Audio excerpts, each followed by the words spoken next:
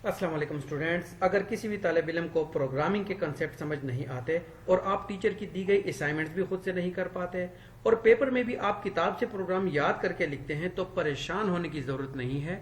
आपकी तमाम परेशानियों का हल इस कोर्स में मौजूद है, क्योंकि इस कोर्स को क्लास के नहायत कमज़ोर तलबा को जहन में रखकर डिज़ाइन किया गया है।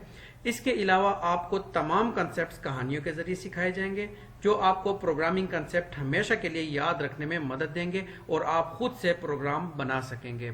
इसके अलावा अगर आप डीआईटी के स्टूडेंट हैं, मैट्रिक के स्टूडेंट हैं, एफएससी के स्टूडेंट हैं या आप यूनिवर्सिटी के स्टूडेंट हैं और आपने कंप्यूटर पढ़नी है तो आपको सी लैंग्वेज के कंसेप्ट समझना बहुत ज़रूरी है, क्योंकि इसके बगैर आप किसी भी हाई लेवल लैंग्वेज में आप सर्वाइव नहीं कर पाएंगे।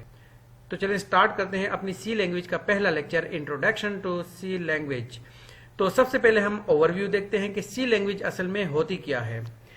सी एंड सी यानी SEAC समंदर, लेटर सी और समंदर वाले सी में क्या फर्क है? क्या इसमें कोई सिमिलरिटी है? जी हाँ, बिल्कुल, इसमें एक बहुत जबरदस्त सिमिलरिटी है। जिस तरह समंदर की गहराई का अंदाजा नहीं हो सकता, समंदर की गहराई यूं समझे कि तकरीबन अनलिमिटेड है, इसी तरह सी प्रोग्रामिंग भी आप यूं समझे कि अनलिमिटेड है। इसमें आप किसी भी तरह का प्रोग्राम आप डिजाइन कर सकते हैं, बना सकते हैं। इसकी गहराई का अंदाजा आपको उस वक्त होगा जब आप सी लैंग्वेज प्रोग्रामिंग के समंदर में उतरेंगे। अब सबसे पहले देखते हैं कि प्रोग्राम क्या होता है। जब हम बोर हो रहे होते हैं तो अक्सर ये बात करते हैं कि कहीं पिकनिक का प्रोग्राम बनाते हैं। इसके लिए हम तरीकाकार डिफाइन करते हैं, मसलन गाड़ी पर जाना है, गाड़ी कहाँ से अरेंज होगी, कितने लोग जाएंगे, किस जगह जाएंगे और खाने पीने की कौन कौन सी चीजें साथ लेकर जाएंगे। बिल्कुल इसी तरह जब हम कंप्यूटर पर कोई प्रोग्राम बनाएंगे तो इसको भी हम तमाम इंस्ट्रक्शन अच्छे तरीके से डिफाइन करेंगे। तो हम कह सकते हैं कि प्रोग्रामिंग जो है वो वेल डिफाइंड इंस्ट्रक्शंस होती हैं जो हम किसी भी प्लेटफॉर्म को, किसी भी प्रोग्रामिंग लैंग्वेज को हम देते हैं। यानी हम कह सकते हैं कि प्रोग्राम क्या है? Well defined set of instructions, जिसमें हम हर चीज प्रोग्राम में हम क्लियर करके हम लिखेंगे। अब प्रोग्रामिंग लैंग्वेज क्या होती है?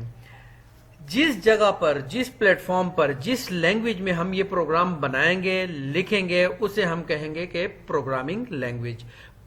प्रोग्रामिंग लैंग्वेज का टॉपिक आगे डिटेल से आएगा। इसकी कितनी टाइप्स होती हैं और कौन कौन सी होती हैं उसको हम आगे डिटेल से डिस्कस करेंगे। अब हम देखेंगे कि सी लैंग्वेज की हिस्ट्री क्या है, लेकिन हिस्ट्री से पहले हम इसका कंपैरिजन करेंगे इंसान, ह्यूमन की हिस्ट्री के साथ। आपको ये सवाल याद करने में आसानी भी होगी इस तरीके से और आपको समझ भी आएगी। अब ह्यूमन हिस्ट्री क्या होती है? जब हम किसी इंसान की हिस्ट्री पढ़ते हैं या लिखते हैं तो सबसे पहले क्या देखते हैं? कहां पर पैदा हुआ, किस डेट को पैदा हुआ, उसके फादर का क्या नाम है और उसके आबाओ अजदाद कहां से ताल्लुक रखते थे, वो ऐसी हस्ती क्यों बनी, उसने ऐसा क्या काम किया जिसके लिए वो मशहूर हुआ। अब देखते हैं इस ह्यूमन हिस्ट्री को हम कंपेयर करते हैं सी लैंग्वेज की हिस्ट्री के साथ। तो सबसे पहले सी लैंग्वेज कहां पैदा हुई, यानी डेवलप्ड इन 1972। सॉरी, कब पैदा हुई? ये 1972 में पैदा हुई।